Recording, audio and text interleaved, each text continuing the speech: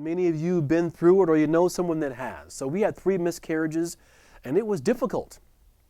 Matter of fact, I still look back on that and I wonder, what brought us through? And I know for a fact what did.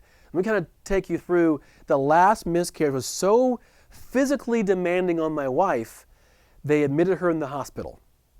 So at this point, I'm just totally emotionally drained. I'm angry. My wife's hurting. I don't understand. And they roomed us on the 3rd floor. Now, I tell you that because the hospital, St. Rose Dominican Hospital in Henderson, Nevada, if you know anything about that hospital, the 3rd floor is the baby ward floor, labor and delivery. They roomed us after our 3rd miscarriage on the same floor as all the families who just had a successful pregnancy and birth.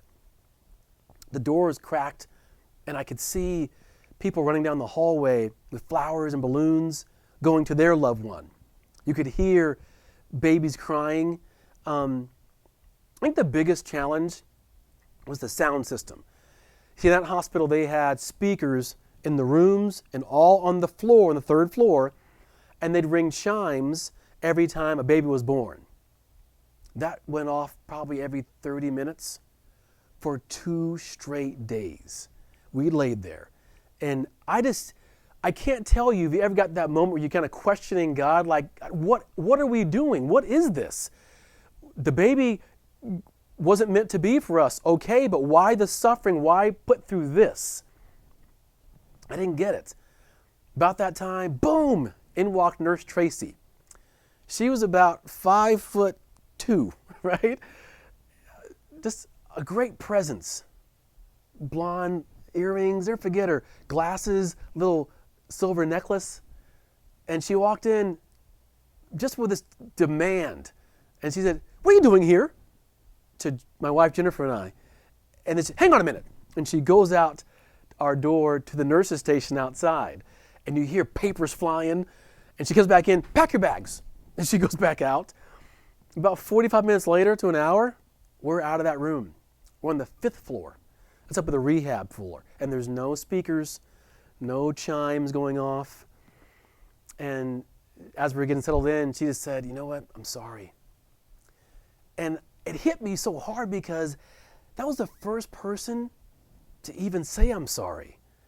She goes, "Just forgive the staff. When they roomed you, they weren't thinking, And it's kind of eased my shoulders a little bit. And she actually said this. She goes, "You know what? I can't promise you a baby, but I can say this. You're conceiving, so try again, big boy." She actually did that. She actually nudged me with her elbow and said, "Try again, big boy." Couldn't believe it. It was the first time I laughed in 2 days, right? She gave us her personal number and said, "I'll tell the staff up here on the 5th floor what you're going through. If you need anything, give me a call." And it was just a great reminder of the power of compassion and kindness. That's all that it was. It didn't really cost any more money. You didn't need special training. It was just tap into what God kind of already gave you. And that's what she did. And never forget her. So time went by, and I'm back in that hospital. My wife and I, March 21st, 2007, for the birth of my son. And then again, I'm getting emotional here, September 24th, 2009, birth of my daughter. And get this, heard the chimes both times. And we ran to the hospital looking for Nurse Tracy, just to give her a hug, And keep in mind, the meaning of this point isn't, have compassion and kindness and you'll have a baby. No, I know there are many people out there that struggle in this area still. This is just about, you know what?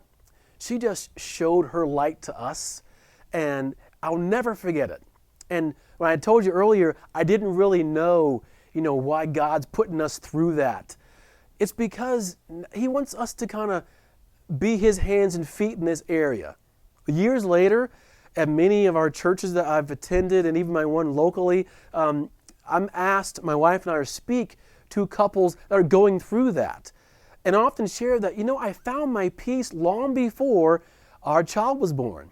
It was more believing in God in our lives And that's why I share with people all the time, not to give up on your dream of being a parent, but to believe in God first, and He will honor where you are. So I just love that as a foundation for being the light, that your compassion and kindness actually is a skill set you can tap into, and it's God-given. You already have it. Just unleash it.